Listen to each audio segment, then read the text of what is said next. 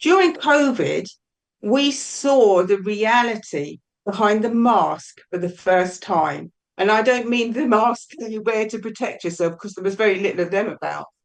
The mask of lies and the web of deceit that we were presented with. We saw how the lives of the most vulnerable people in our society were really considered by politicians. Yeah. And do we want to trust those same politicians and that same system to protect the most vulnerable by the assisted dying bill? We have to take control, and we have to make our voices heard, and we have to shout really loudly. And I think in the last 2 days, we've been addressing issue by issue statements being made in that committee.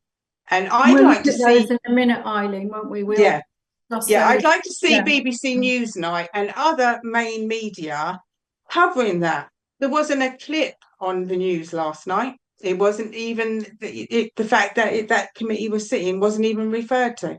Mhm. And some of the things that I was hearing in that committee were staggering.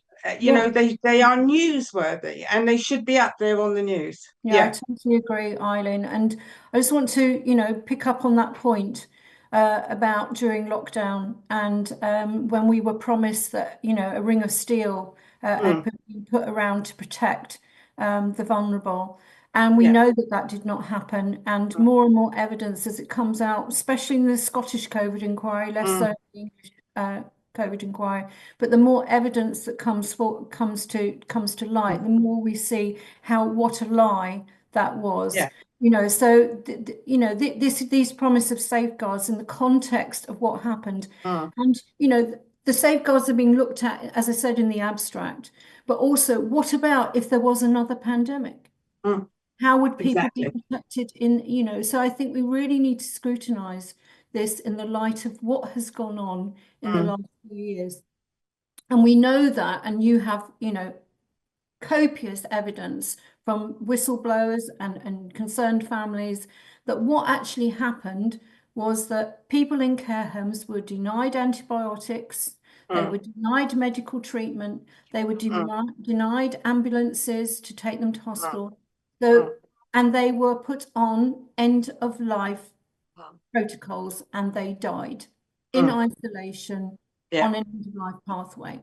And we Yeah. also know that this protocol that came in at that time Mm, was in April, mm, April 2020, was NG 163, mm, and that this was basically the notorious livable care pathway rebranded.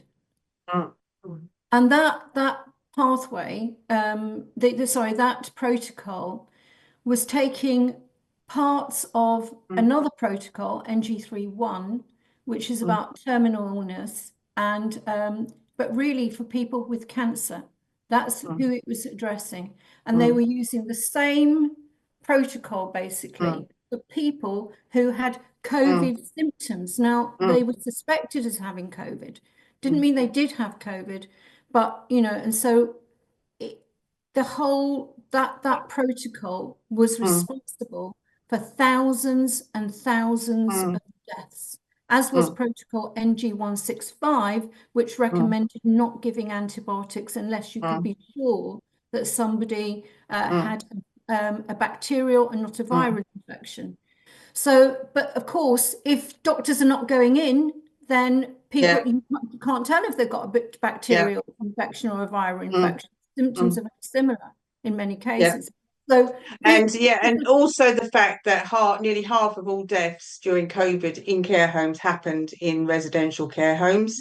And yes, CQC tried to withhold that information from us via mm, an FOI. They said we could not have that information, and we appealed it, and we got the information. mm, So we shouldn't have to extract information like that from regulators.